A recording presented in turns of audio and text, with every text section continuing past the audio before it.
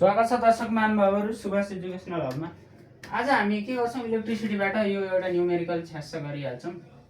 के छ त अब हाम्रो न्युमेरिकलमा भन्दाखेरि यस्तो चिजहरू दिएको छ। यहाँ चाहिँ यी पनि फाइन्ड आउट गर्नु छ। यो क्वेसनले के भने त भन्दाखेरि यहाँ यो रेसिस्टरको रेसिस्टेन्स कति हो, अनि यहाँ यो इएमएफ कति हुन्छ, अनि त्यस्तै गरी यहाँ एउटा पोइन्ट भन्ने एक्स भन्ने पोइन्ट हुन्छ, त्यसलाई त्यहाँ छुट्याइदिँदाखेरि यो चाहिँ यहाँ पछि यहाँ आउने करेन्ट कति हुन्छ। पहिला त यहाँ आउने करेन्ट निकाल, अनि यो छुट्याइसकेपछि यहाँ आउने करेन्ट कति हुन्छ त्यो चाहिँ निकाल भन्छ। अब हामीलाई अब पहिला यहाँ सुरुमा यस्तो हिसाब दिने बित्तिकै A for apple, B for ball, C for cat, D for dog, E for elephant, F for finish हो। यति लेख्ने हामीले पहिलो सुरुमा है त। अब यति लेखिसकेपछि अब ब्याट्रीले कता डिरेक्सन गरिरहेको त हेरौँ। अब माइनसदेखि पोजिटिभ सधैँ है राम्रो हुन्छ, सजिलो हुन्छ। माइनसदेखि लोदेखि हाई पोटेन्सियल भनेपछि कता करेन्ट आयो, I1 भन्ने करेन्ट यता आयो, यता आयो। यसले यो ब्याट्रीले कता फाल्यो, यता फाल्यो। I2 भन्ने करेन्ट यता फाल्यो, अनि दुईटा यता आयो होइन। दुईटा त किन लेख्नु यस्तो हेर ल, यता आयो। यता दुईटा मिसेर थर्ड करेन्ट गयो भनेको युजिङ किर्चफ्स करेन्ट ल। भनेपछि के हुने भयो हाम्रो I1 plus I2 equals to I3।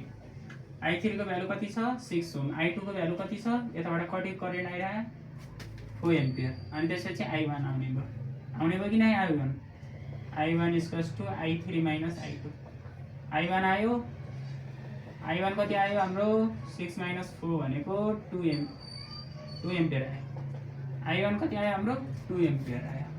कति आयो I1 इक्वल्स टु 2 एम्पियर आयो। यति आयो। करेन्ट निकाल्यौँ एउटा। I भन्ने क्वेसन सक्यो काम। अब यो रेसिस्टेन्स निकालौँ, रेसिस्टरको भ्यालु निकालौँ। अब के गरौँ त भन्दाखेरि कुन लुपमा जाऊँ भन्ने हो कि यो यति लुपमा जाने हो भने यहाँ पनि ई दिएको छैन, फेरि ई निकाल्नु पर्यो। अब यो पुरै होल्स ठुलो, यति बिचकोलाई बिर्सिम, यति सर्किट ठुलो भनेको इन लुप के त A for apple, B for ball, D for dog, E for elephant, F for apple. यो लुपमा जाम भन्न खोज्यो क्या। यो लुपमा जाम, यो लुपमा गइसकेपछि के हुन्छ त भन्दाखेरि कता ब्याट्रीले यता भनेपछि भोल्टेज लगाइदिउँ इक्वल्स टु 0 भनेको यता ब्याट्रीले भनेपछि 28 माइनसबाट पोजिटिभ छ भनेपछि भोल्ट इएमएफ के हुने भयो पोजिटिभ हुने भयो। अनि त्यसपछि यहाँबाट आयो आयो आयो आयो आयो सेम डिरेक्सन छ होइन, यतै गइरह भनेपछि यता गइरह भने चाहिँ के हुन्छ घट्छ, माइनस भयो। माइनस भनेपछि पोटेन्सियल घटेपछि 6 × 3 × 6 हुने हो। अनि त्यसपछि के हुने भयो त, अनि फेरि यहाँसम्म त जाने भयो नि त, अनि माइनस हुने भयो, सेम डिरेक्सन छ। माइनस 2 × कति हुने भयो R हुने भयो इक्वल्स टु 0 हुने भयो। अब 28 माइनस 18 माइनस 2R भनेको 18 है। यो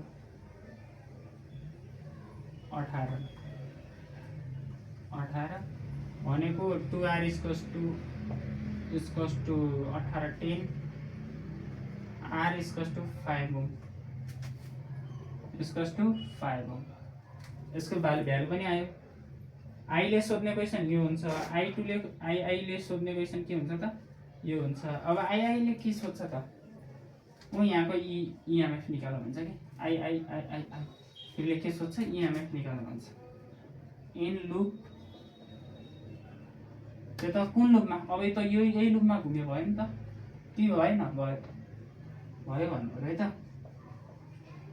एबिसी फिनिस भनेपछि फेरि पोटेन्सियल ल नै लगायो, के अरे भोल्टेज ल भनेको के हुने भयो ई भनेको माइनसदेखि पोजिटिभ गयो भनेपछि ई पोजिटिभ हुने हो। सरी माथिबाट जाऊँ है त, ऊ योमा हो नि त, यसरी गइरह नि त होइन। योमा गइरह भनेपछि यहाँ के हुने भयो 28 प्लसबाट पोजिटिभमा गइरह आयो। यो ब्याट्रीले नि कता यता गरेर त्यो नहेर्ने, कता करेन्ट फालिरह त्यो नहेर्ने ब्याट्रीको कन्डिसनमा। अब हामीले यताबाट यता जानु पर्यो होइन, यताबाट यता जानु पर्यो भने कता बगिरह त पोजिटिभबाट नेगेटिभ बग्यो भनेपछि माइनस ई गर्ने, त्यो हाम्रो भन्छ।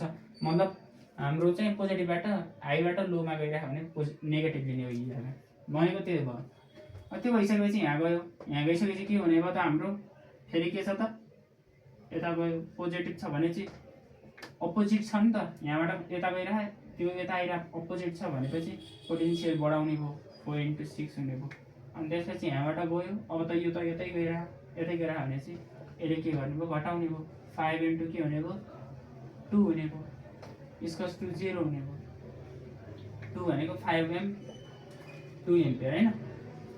अनि त्यसपछि हाम्रो हुने भयो यहाँ त के हुन्छ त भन्दाखेरि E इक्वल्स टु 52 - 10, यो 10 हुन्छ यो 52 हुन्छ, इक्वल्स टु 42 आउँछ।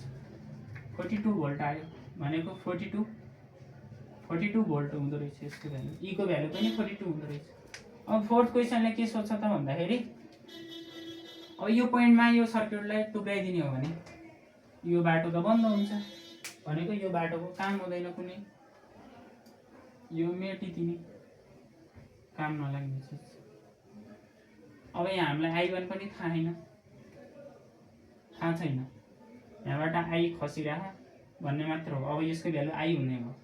अब रेसिस्टेन्स चाहिँ यहाँ 5 ओम दिएछ ल, निकाल्यौँ हामीले R इक्वल्स टु 5 ओम भनेपछि अब सोध्छ यहाँ चाहिँ करेन्ट कति आउला त, I1 इक्वल्स टु वाट भनेर सोध्छ कि करेन्ट कति आउला त। अब यो के छ त सिरिजमा कम्बिनेसन छ भनेपछि करेन्ट डिभिजन हुने कुरा भएन। अब यहाँ चाहिँ करेन्ट कति आउँछ त, अब चाहिँ अहिलेकै प्रोसेसमा अब यहाँ करेन्ट कति आउँछ त भन्दाखेरि अब हामी फेरि युजिङ के त KVL करेन्ट भनेपछि समेसन V इक्वल्स टु 0 भनेपछि अब यहीँबाट जानु पर्यो भने चाहिँ नेगेटिभबाट पोजिटिभ छ भने चाहिँ -28 अनि त्यसपछि I आयो, यहाँ आइसकेपछि सेम डिरेक्सन छ भने चाहिँ घट्ने भयो 6 × 3 हुने भयो यहाँ के हुने भयो -I1 × 5 भनेको 0। अब यति गरेर कति आउँछ 20 - 18 - 5 0 5 आइएन उता गयो पोजिटिभ भयो भनेको I1 इक्वल्स टु के हुने भयो 10 हुने भयो। यहाँ त 10 भनेपछि 10/5 हुने भयो, 5/10 भनेको 2 एम्पियर भनेको यहाँ करेन्ट कति हुँदो रहेछ त 2 एम्पियर आउँदो रहेछ। सेम हुँदो रहेछ नि त अहिलेको जति, भ्यालु चेन्ज नहुने रहेछ, त्यसलाई भए पनि नभए मतलब नहुँदो रहेछ भनेपछि 2 एम्पियर कहाँ आयो त्यहाँ करेन्ट आउने रहेछ। अन्त आजको क्लास यहीँ समाप्त। धन्यवाद।